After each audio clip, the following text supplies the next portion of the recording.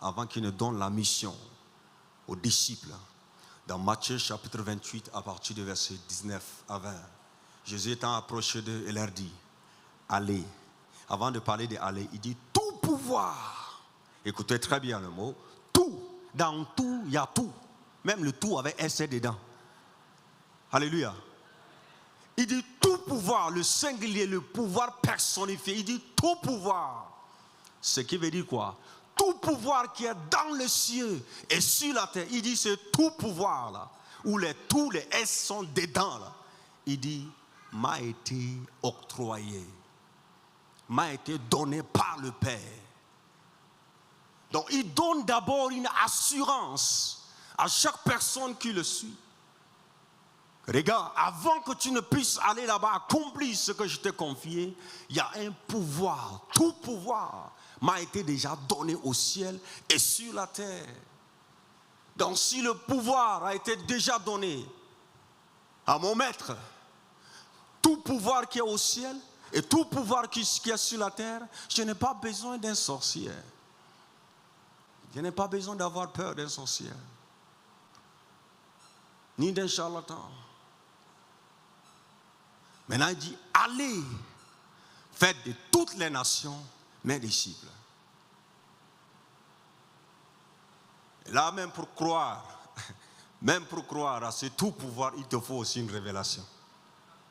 En réalité, chaque passage dans la Bible, il faut aussi une révélation. Parce que si tu n'as pas une révélation de ce que tu as lu, c'est comme ça quand tu vas voir quelqu'un qui est en train de lire le même passage depuis des années, mais le jour où cette personne se connecte à l'Esprit de Dieu, et Dieu ouvre son esprit, il dit, ah, ça dit, il a compris. Je peux me rappeler un temps, j'étais en train de marcher vers 10 octobre, et puis il y avait un vieux qui marchait au bord du goudron, en train de fumer la cigarette. Et je me suis approché de lui, je dis, papa, est-ce que vous connaissez ce que vous êtes en train de prendre? Ça va détruire votre vie. Je n'ai pas cité un passage biblique. Je n'ai pas dit Jésus t'aime. Je n'ai pas dit donne ta vie à Jésus. Juste cette phrase que je viens de dire, il a jeté sa cigarette. Il dit je ne vais plus jamais prendre. Et pour nous choquer, c'est un ancien de l'église. Parce qu'après il me relatait les choses.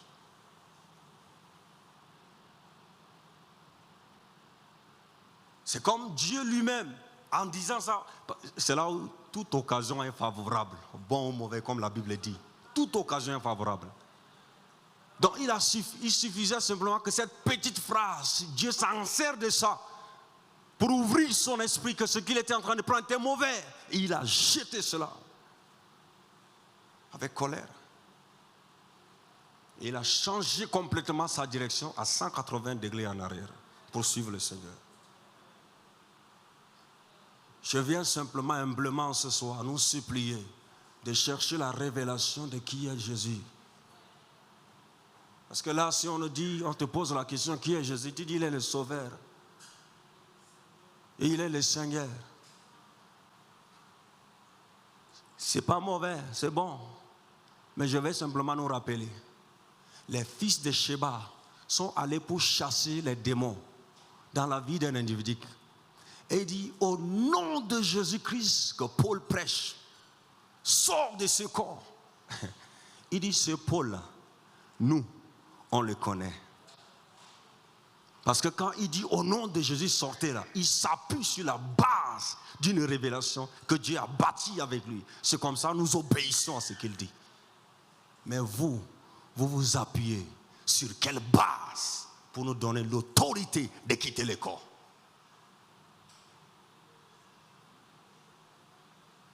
Tu peux dire au nom de Jésus que Papa Olivier prêche, sort de ce corps. Quand Papa Olivier déclare là, ils sortent. Mais pourquoi arriver sur toi, ils disent que nous là, on ne te connaît pas ici. Ça veut dire qu'il y a un problème. Parce qu'il a dit tout pouvoir qui est dans le ciel et sur la terre, je vous ai donné.